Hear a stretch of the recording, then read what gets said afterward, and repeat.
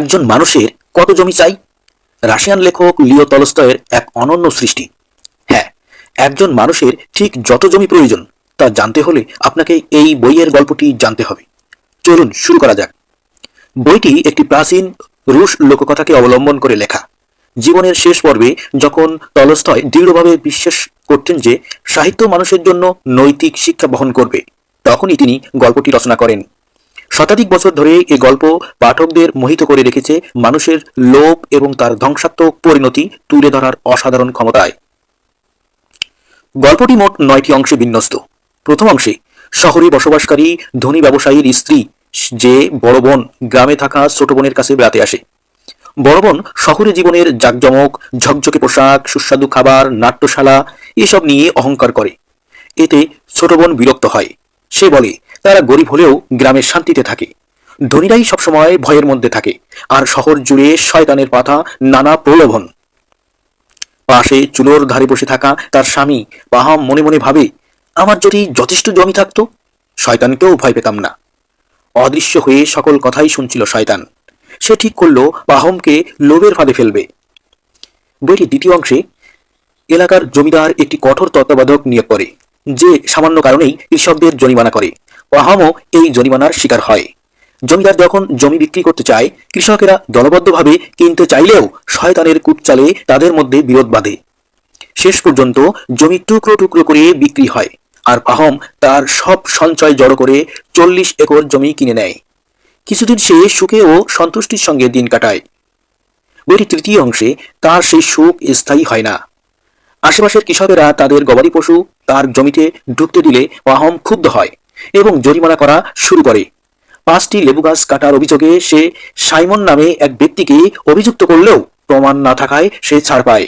বিচারকদেরও তার পক্ষে পক্ষপাত দুষ্ট মনে হতে থাকে। গ্রামের সঙ্গে সম্পর্ক খারাপ হয়ে যায়। এরই মাঝে সে শুনে দূর দেশে নতুন বসতি স্থাপনকারীরা সামান্য খরচে উর্বর জমি পাচ্ছে। এক ভ্রমণকারী তাকে ভলগা নদীর ওপারে এক অঞ্চলের কথা বলে, যেখানে 25 একর করে উর্বর জমি দেওয়া হয়। পাহম সেখানে গিয়ে জায়গাটি পছন্দ করে, পুরনো সব বিক্রি করে পরিবার সহ চলে যায়। চতুর্থ অংশে নতুন সমাজ পাহম ও তার ছেলেদের মোট 125 একর জমি দেয়। তবু পাহমের মন ভরে না। অতিরিক্ত গম ফলাতে আরও জমির প্রয়োজন মনে হয়। সে এক বণিকের কাছ থেকে জমি ভাড়া নেয়, কিন্তু 10 মাইল দূরে সেখান থেকে শস্য আনা তার পক্ষে কষ্টকর হয়ে পড়ে। 3 বছর ভালো ফলনের পরও সে অসন্তুষ্ট থাকে। একজন বণিক তাকে বলে, বাস্কিরদের কাছে সামান্য উপঢৌকন দিলে বিপুল পরিমাণ জমি পাওয়া যায়। পাহম সুযোগ দেখে সেখানে যাওয়ার সিদ্ধান্ত নেয়।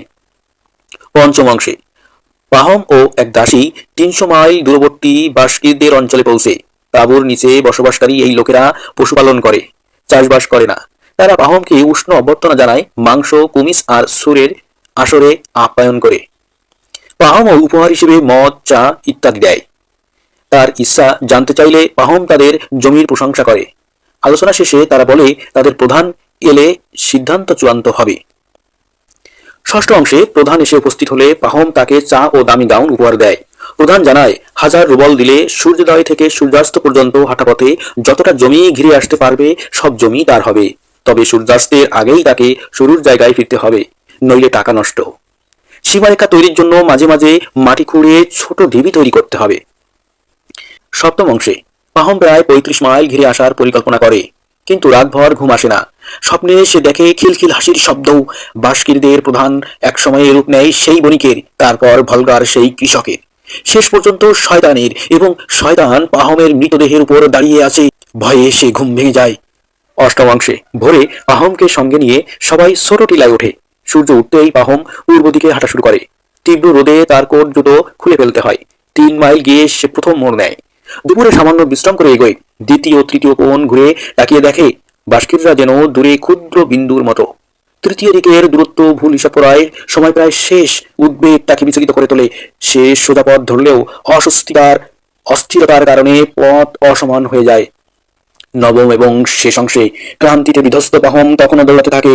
তার কোট, জুতো, পানির বোতল সব ফেলে দিয়ে কেবল দিগন্তে ডোবা সূর্যকে দেখতে দেখতে ছুটতে থাকে।